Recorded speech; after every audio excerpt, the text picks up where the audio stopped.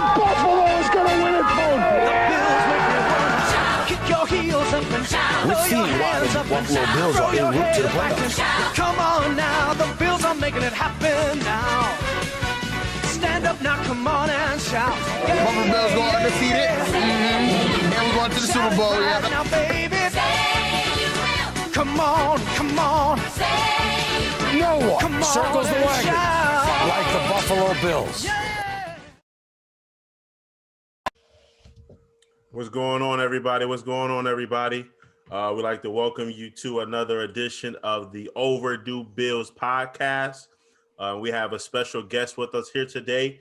We have Nick Wingler from the Locked On 49ers podcast. Nick, how you doing this afternoon?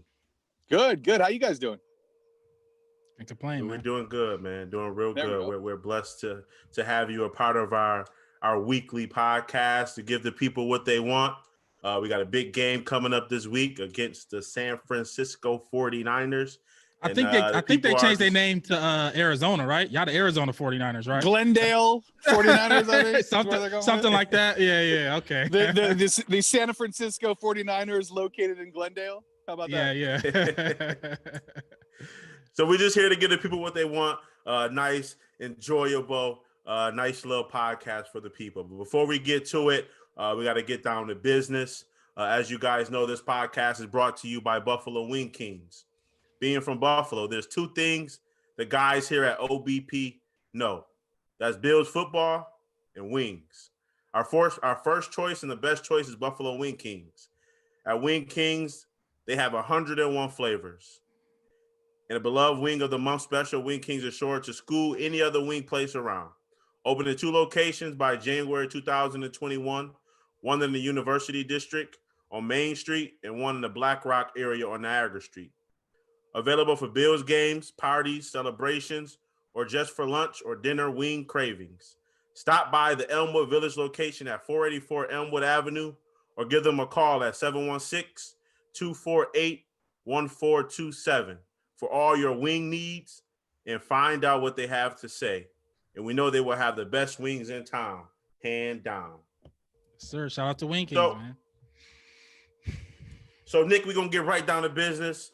As Raz stated already, I think y'all got a name change from San Francisco to Arizona.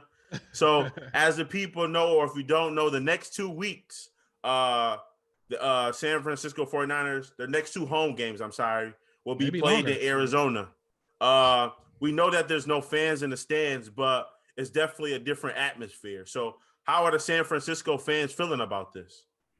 I think we're feeling pretty good. They're not just playing there too. They're living down there and they're going to be practicing at their facilities for the next 2 weeks. So it's going to be a lot of lockdown too. So it's going to be a lot of absence of distraction, I think, which would be a good way to put it. You know, you don't have the friends and the family constantly, in your ear, do this, do that. They in a bubble. They in a bubble. Yeah, exactly. Yeah. And that's a good thing because the Niners have had a few COVID issues already this season. So not to mention that field in Arizona is fast. And I think that really benefits the 49ers too. You got Mostert, who's probably the fastest running back in the league, and you got Debo, who once he gets the ball in his hands, good luck trying to tackle that guy, especially on a fast turf. So I think it really helps the 49ers the next couple of weeks playing on that artificial turf or the fast turf, I think is what they call it there. But yeah, I think Niner fans are stoked. Like you said, they can't go to the games anyway. So yeah, there's not a real big difference. All right. So before we get too deep in, the specifics of this game and how did you become a Niners fan? Are you from California? Like, let's talk about that. How you become a Niners fan? Yeah, actually, I grew up, my dad was a big 49er fan. And my first real recollection of cheering for the 49ers was Niners Bengals. I think it was Super Bowl 23.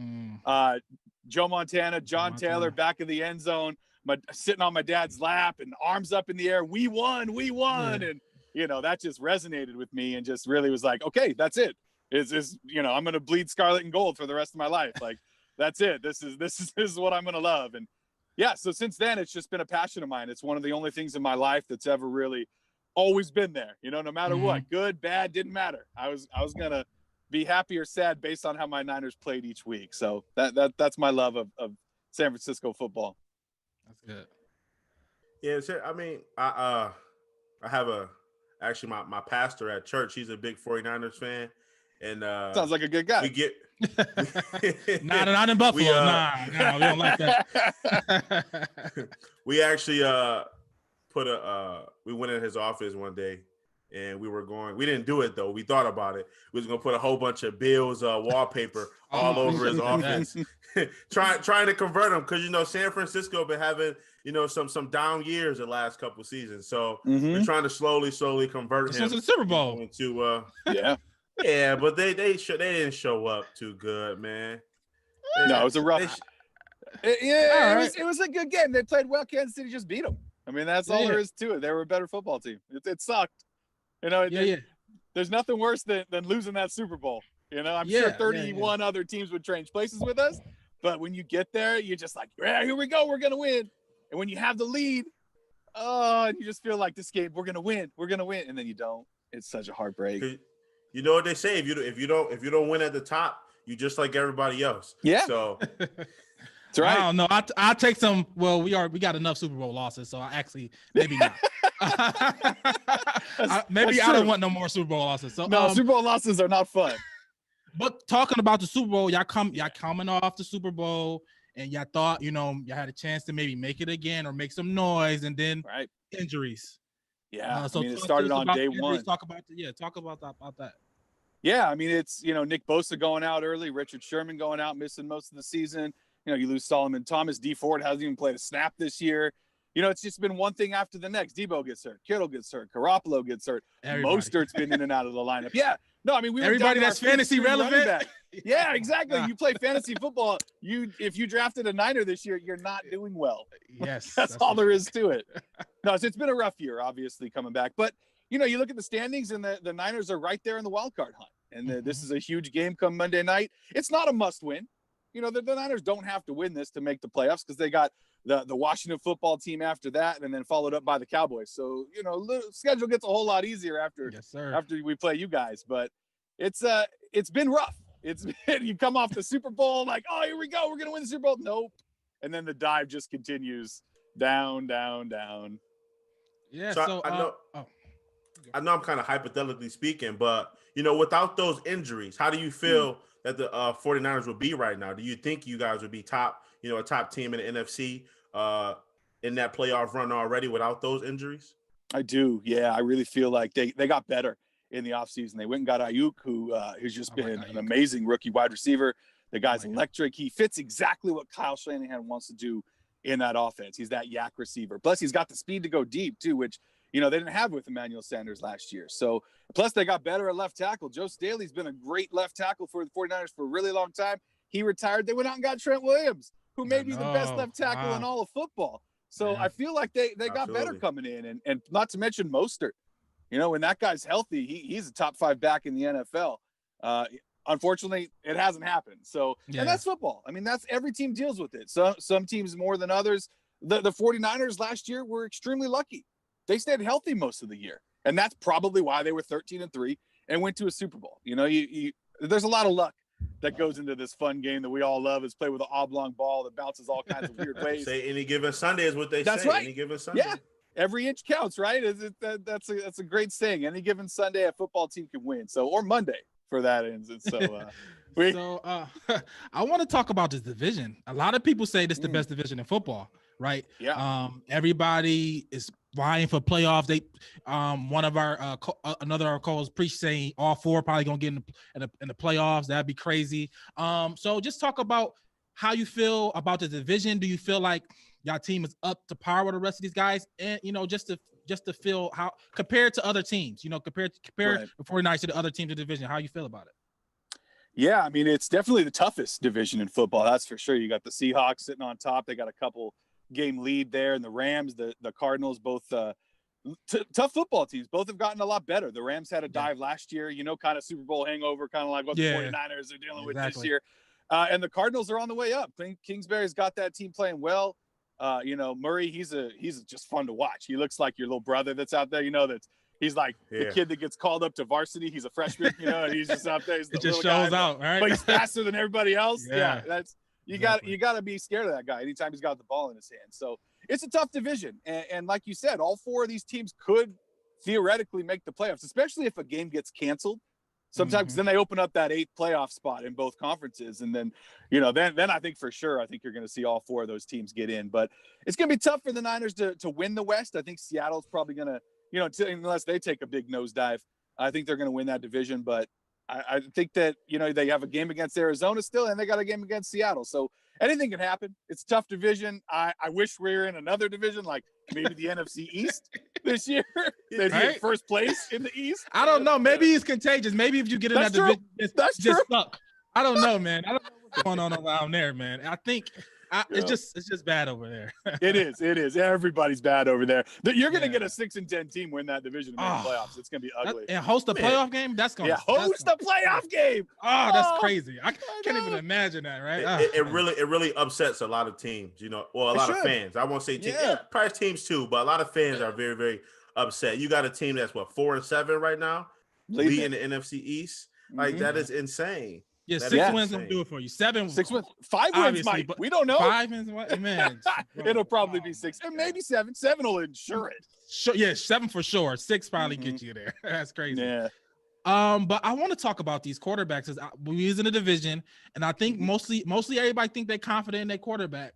It's some gray area. A lot of people been talking about Jimmy G. They paid him. I don't know. They talking about Tom Brady in the offseason. You know what I mean? How do the fans feel about Jimmy G? And do you think they should be thinking about moving on or thinking about other options? What you think, man? Yeah, it's a really tough call because you're looking at a guy when healthy, he's a great quarterback. He wins football games. He was 13-3 last year, led us to the Super Bowl. And then the year before that, he missed almost the entire season after that knee injury against Kansas City. This year, he's missed a big chunk because of injury. How can you pay somebody $25 million next season when you're not even sure if he's going to be on the football field? So for me, it's tough because I like Jimmy G. You went through all these guys before, Brian Hoyer and Blaine Gabbert and all this garbage quarterbacks. And then all of a sudden you get this guy, you're like, yeah, here we go. This is a quarterback that gets it. He understands, he knows how to win a football game. But health is so important. The best ability is availability, right? Yes, it is. And if you're going to pay this guy $25 million, which is what he's due next year, you need him to be on the football field. And if that salary cap's coming down, which is what a lot of people are saying it's going to, that might be the area where they move on. They bring in a veteran. I mean, me personally, I like Jimmy G, but I think it might be time to move on from him. Draft a young quarterback, bring in a guy like maybe Alex Smith. Maybe you bring in Ryan Fitzpatrick, one of these older guys that can come in, start for you right away, and let your young quarterback learn underneath him. Oh, you don't say Fitzpatrick. That's his favorite. That's your favorite player, right? How can you not love Fitzpatrick? You know what? Who doesn't love Ryan Fitzpatrick? Since you brought him up, he's shaking the I have a Bills. question. I don't know. We actually had a conversation about Fitzpatrick on one of our other podcasts, and I just want to bring you a part of that real quick. Okay. Ryan Fitzpatrick, Hall of Fame quarterback. Does he make it? Why would you bring that up? Why would you bring that up? No, he's not going to make it. The only way he's going to make it it is if he comes to the 49ers next season and they win a Super Bowl. That's the only way he even has a chance. I don't know. He might not even. You're right. You're right. It was. I guess the joke was, is he the best journeyman type of journeyman? Yeah, that you know of, or Yeah, I mean he's good. I mean Doug Flutie was another journeyman quarterback that everywhere he went, he won, we had a lot of them. The Bills had a lot of them. We had both of those guys. Right. Tyrod Taylor, another guy you guys had everywhere he went. He figured out a way to win football games. So yeah, hopefully I'm a this is the last one guy. for a long time. Yeah, right. No, you guys got a good one. I definitely think Josh Allen's a keeper. You don't think so? We'll see. Josh Allen? Yeah. Oh, Josh Allen's definitely. We've been very, very, very questioning it for a while. But I'll trade you me straight personally, up for Jimmy G right now. I think Josh has the tools, man. He's been moving in the right direction. And since you brought him up, we can go right to him. Josh Allen. Big game. I mean, big game for Buffalo. I know you say that it's not really that big of a game for you guys, but it's a big game for Buffalo. We're only ahead of Miami by 1 game. We need to keep winning. Josh Allen has pretty much been carrying the team on his back for the most part, and I anticipate a big game from him. What do you think is the way to stop Josh Allen? You got to keep him in the pocket. That's kind of one of the Achilles heels of the 49ers are those running quarterbacks. Arizona beat them in week 1. It's because Kyler Murray ran rampant on them. When they lose to Seattle, it's because Russell Wilson gets out of the pocket, makes plays with his legs. Josh Allen, that's his best feature is his ability to get out of the pocket and make things happen. And I think that's the kind of key to the victory for the Bills here, is to find a way to kind of move Josh Allen around in the pocket, get the 49ers chasing after him, make a play. Because the 49ers actually have a couple of defensive backs who might not play in this game. K'Wan Williams, their best slot corner, he's already been ruled out. And Emmanuel Mosley, he's questionable. So, there's a couple of guys that the 49ers depend on week in and week out. So Stephon Diggs might have a big game. You might see a lot of Cole Beasley, too, coming out of the slot there. I'm worried about it. I have him on my fantasy team. So it's one of those things where it's, I don't want it to happen, but I think it might this week, unfortunately. So you said keys. So besides that, if you got two more, let's say like two more keys for 49ers victory, like defensively, special team, whatever you need, what's your two keys to victory that you think the 49ers must do to win on Monday? I mean, the biggest one is the you guys drop the turnovers. They had too many turnovers against the Rams here last week. They managed to win that game, but Nick Mullins just needs to be smarter. He needs to make quicker decisions. And that's a lot of that's on Kyle Shanahan too. He's got to make sure that Mullins isn't standing back there trying to go through all his read progressions, because that's not exactly the quarterback he is. I think you'll see a sped up offense as well. The 49ers might actually start running a little bit of no huddle, because that's a lot of what Mullins did in college, and he set some records. He broke Brett Favre's records. They went to the same school, and when you break anything that Brett Favre did as a quarterback, you've got impressive. A cannon for an arm. Yeah, and he does. he just it's a little too fast for him right now. You can see it. And then you can see it kind of in the third and fourth quarter. It slows down for him. He starts to kind of cool down. He misses a lot of throws early, and that's when the turnovers happen. And so I think if Mullins can kind of keep those turnovers down, that's a big thing. And obviously the biggest thing for the 49ers is health. Nobody else can get injured in this game. It just keeps happening. Every single week you look at it, you're like, oh, another Niners down. Oh, another Niners down. Oh, no, crazy, here it goes again. So I think if they can stay healthy, they can run the football with Mostert, and you mix in some Jeff Wilson and some McKinnon, and obviously you get the ball in Debo's hands as much as you possibly can. This is a winnable football game for the 49ers. And I didn't mean to stress that it wasn't an important game. It just wasn't a must win for the 49ers. It's definitely important. Every game is important. Yeah, every game. They only play 16 of them. Yeah. Got the game you want to go to? It's definitely a must-win game for us. But before we go to the game, quick question. I saw a tweet a couple days ago from George Kittle, and he said that he's feeling real good about himself, about his injury, his recovery, and he can see himself back before the end of the season. That guy's a machine. Is that something? He is. Is that something that you guys look forward to? Do you feel it's a risk more than a reward? What do you think? I think it's all going to depend on what their record is a couple weeks from now. After that, they're talking about maybe coming back for the last one or two games of the season. So, and those are both division games. That's Arizona and that's Seattle. So if the Niners can win 2 out of 3 of these next games, again, Bills football team in Washington and Dallas, if they can win 2 out of those games and they're still right in that playoff hunt, I think you get Jimmy G back as well, and you bring Kittle back, and all of a sudden, look out. This is a football team that is playing with a lot of emotion, a lot of heart, a lot of pride too. You come off a 13-3 season, NFC champs, and you come out the way you did, and it's just injury, loss. That hurts. But they've come back here. They won a couple of important games, and now you have a chance to get arguably your best player back in George Kittle. You take the risk. If you can get in the playoffs with a couple of wins, you take that risk, and you just hope that, obviously he doesn't hurt himself anymore. But you can't worry about that sort of thing either. This is football. Anything could happen. There might not even be a season next year. Who knows? Who saw 2020 coming? Who knows what 2021 is going to be? I agree. And you're not going to keep him off the field. If he's ready to go, he's going to play. He played George Kittle machine. If they didn't hold him back. Yeah. He's different. He's a different breed. He's good for morale. As a 49er, you just want him on the field. You just want him to play. Yeah, the team follow how he goes, and I think if he's ready to go, you should play him for sure. Well, and he's just a weapon too. If he's not double covered, if he's not the best, and being the best, maybe the best tight end in football helps as well. And if he is double covered, then you throw it to somebody who's probably open. Yeah, he changes the game for them for sure. Yeah, for sure. But we're gonna get right down to the game. It's a lot. I mean, a lot of betting people in Buffalo. And I don't know about you, but a lot of people like to make money. And they always have, like me and Rad, and we got a couple other friends in our group chat. We do a lot of side bets sometimes. Sure. Betting on players, the way bet players perform and stuff like that. And people just want to know which way should they go. So we're going to play a game called Make It or Break It. Ooh, Make it or break it. Got a Okay. couple questions, and I'm actually going to get Rad involved too. I'm going to ask both of you guys, do you think that this will make it, or do you think it will break it? Number one question, first question of the day is Nick Mullins. Nick Mullins, you brought him up. You said that he has potential to be somebody good if he actually just relaxed, and the play calling works in his favor. Will Nick Mullins throw for 250 plus passing yards on Monday? I don't think so.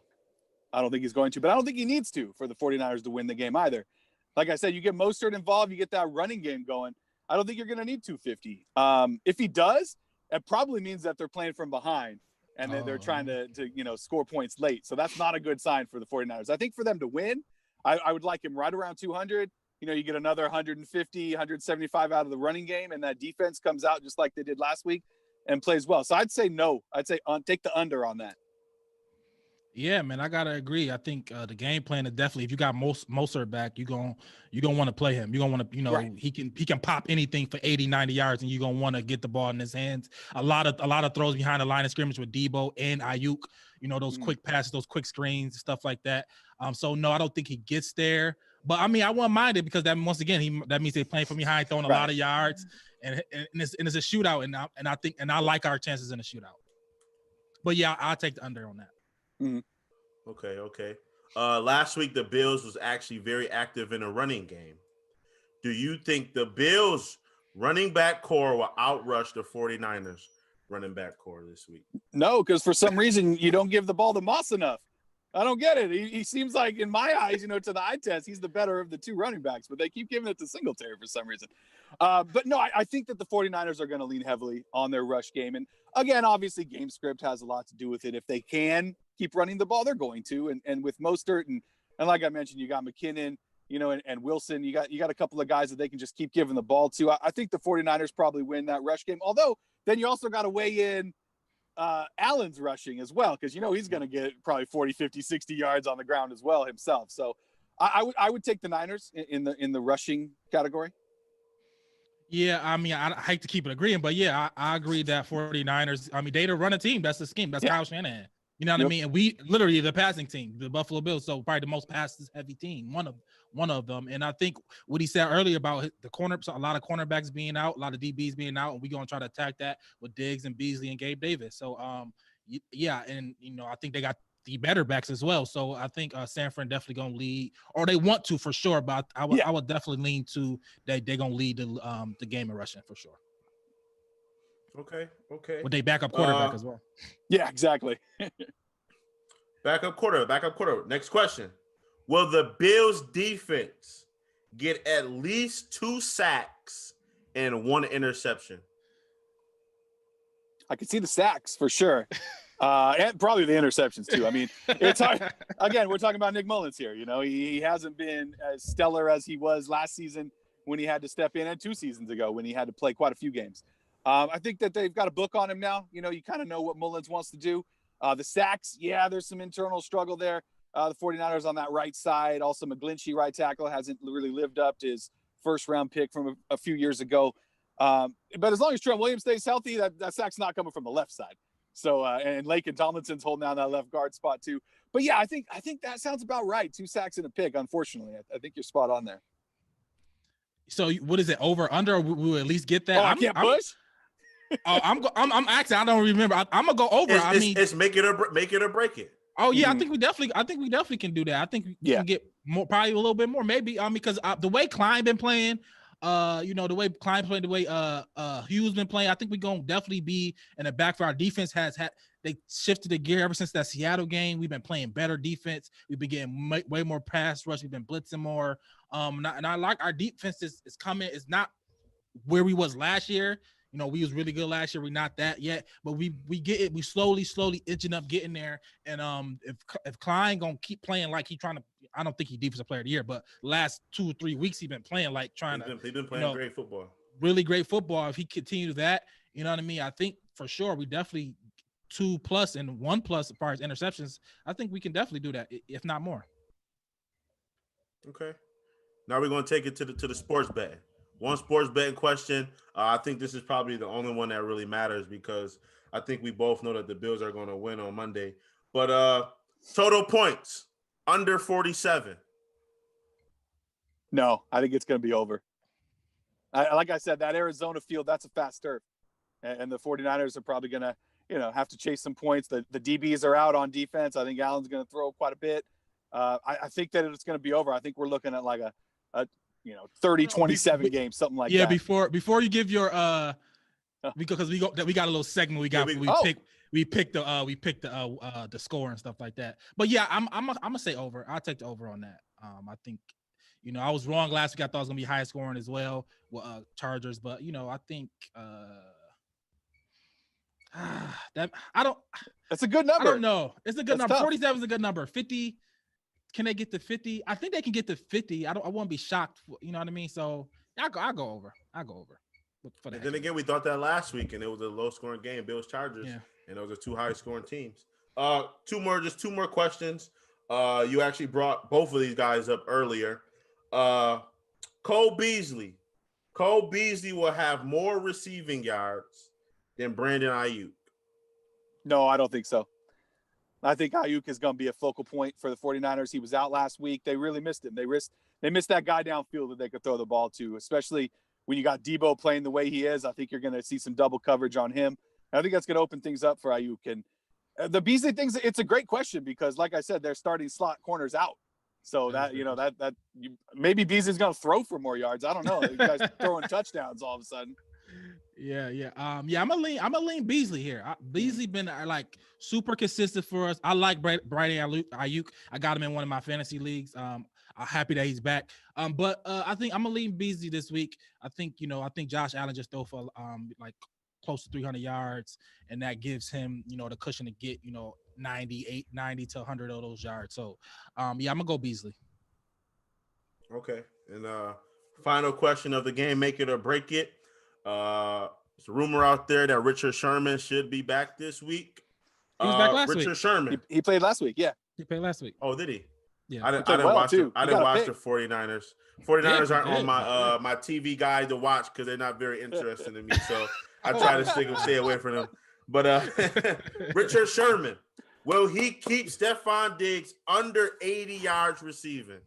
I think you might see Jason Verrett more on Diggs. He's been having a Pro Bowl season opposite him. Yeah, I mean, you're talking about a former first-round pick that the one season he played in San Diego, he made a Pro Bowl. And then he's just been injured. He's been healthy this year. He's like, it's so crazy. The 49ers have all these injuries, and the most injury-prone guy has actually been one of the healthiest guys on the team. It's 2020 for you. But, no, I think that Diggs might have a big game just because I think they're going to move him around and try to get him on. Sherman. Sherman actually played a little bit of safety last week as well, which is kind of the rumor where he's going to play next year. So it was kind of fun seeing him back there. Wow. But I think that Sherman's going to play a good game. He locks down that left side of the defense for sure, the right side of that offense. So as long as Diggs isn't over there, I think I think it'll be hard for him to get any yards on Sherman. That's for sure. Yeah, I think Diggs get over 80 yards. He's Josh Allen's favorite target. He gonna get his targets. And yeah, I think I expect a 100-yard game for him and a touchdown, at least. Okay. And like Rad stated, before you were getting to where you wanted to go, we always end the podcast off with expectations. We typically do keys to success too, but Rad pretty much already did that already. So we're just going to go with your game score and who you got as a winner. But mind you, we probably going to share this with the Lockdown Nation, and we don't want the San Francisco 49er fans to be a little upset with you because we all know which way you should lean. But we're going to get your input anyway. Score prediction, winner of the game. I picked a lot of go ahead. Oh, just before you go, this is where I want to do the contest. Then we're gonna do we got a contest going. Then we're gonna give our score prediction. So I'm gonna this is a little ad right here. So we got a contest for this week, guys. Everybody watching, you have a chance to win a $30 gift card from Buffalo Wing Kings, our sponsor. Straight up. To enter, you have to like Overdue Bills podcast, tag us, give us your score prediction for this week against the San Fran 49ers, along with how many yards you think the Bills will have passing at the end of the game. Then share the post if multiple people or no people have the correct score, we'll use, the yards to the exact closest to the exact yards for the winner. So that's the contest. So, like, share, do everything I just said, and then you got a chance to win a $30 Wing Kings gift certificate. So now you can. And you got time. You got time to think. He gave you time to think about your answer. That's right. I had all kinds of math going on in my brain. You guys seen The Hangover when he's going through all the different things. Carry the one. Yep. I forgot to carry the one. Hold on, let me start over. No, I think the 49ers, if they're going to win this football game, I think their best bet of that is a low scoring game. And it's to keep the wraps on Josh Allen, keep him in the pocket, keep those passing yards down, try to get them to run the football. 49ers have been great against the rush this year. But that being said, I don't think it's going to be that way. I think it might be a little bit of a track meet. I think 49ers coming out with a lot of pride. I have picked a lot of L's this year for the 49ers, but this isn't going to be one of them. This is going to be a W. This is going to be 30-27.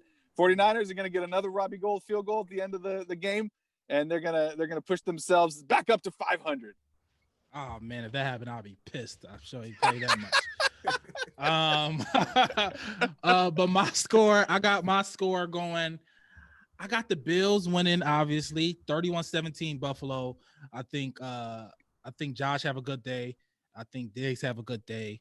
And I think we put up 31. I give Sanford a couple touchdowns in a late field goal or something like that from Rodney. Oh, but I give it 31 points for the Bills. Here's my big rationale for the win for the 49ers is the Buffalo Bills already lost once in Arizona this year. They know how to lose in that stadium. So it's stuck inside their brain. We don't even want to bring that up. That was very heartbreaking for Bills fans. We was shouting and praising. It was heartbreaking for me too. I don't want Arizona to win ever. I was mad at you guys. Man. We should be 9-2 right now, man. That's crazy. That was a tough game. Tough game, man. So Rad, with your score prediction, I don't think you want to bet on that over under because you might want to go under. Yeah. I'm right there. Yeah, that's why I was iffy about it. I was trying to thinking about but I was like, no, I think we can get to 48. We can get to 48. We can get to 48. Wow. Well, I got Bills winning. I'm going 30-20. Bills win 30-20. I am going with the over. I think Josh Allen's going to have a big day. I think the Bills are going to lead pretty much the entire game. Nick Mullins is going to have to, pick up the pace. I see the whole second half being a heavy pass half for the 49ers, and that's typically where the Bills struggle the most in that second half, especially the third quarter. I see the Bills leading the pack by – I see them going in probably 49ers with probably 3 on the board going into halftime. And, they have to make up some ground in the second half. So I see them with a heavy pass attack in the second half. But I got the Bills winning 30-20. I like that. I don't like that. Can't complain with that one. But Nick, it's definitely been great, having you on man. here. Overdue Bills. We really did enjoy your company. Before we let you go, we're going to let the people know where to find you, where to follow you at, so they can be, in touch with the Locked On 49ers podcast info. Because I've been looking at you guys on Twitter and on the web, and you guys are putting out a lot of great content. And I just don't want that to go unnoticed. I want the people to be able to have a piece of that pie as well. Yeah, Locked On NFL. They do everything. I am a weekly contributor on Locked On 49ers with Brian Peacock. I go every Wednesday. They call it Winky Wednesday. And it's a lot of fun. That's catchy. That's real catchy. I like that. Yeah, we've been doing it a long time. It's a lot of fun. We don't always talk football. Sometimes we get into our favorite condiments and toppings on pizza. We just talk nonsense. A couple guys talking football. It seems a lot like what you guys are doing here. I really enjoyed coming on here with you guys. You can follow me on Twitter at Bay Area Wink. That's about it. All right, man. Thank you, man. We definitely loved your company. You was one of the better people we had on, man. Thank you for this, for sure. I don't think you can say that. Everybody was great. Everybody we had was great. Everybody was great. Whatever. But every week after we leave this, before we leave this podcast, to get the people what they want. Every time the Buffalo Bills score a touchdown, put some points on the board, we always go out with our shout, and we're going to get out of here with that same shout right now. And I'm going to lead it off. Hey, hey. Hey. See y'all next week, man. We'll see Let's y'all go. next week.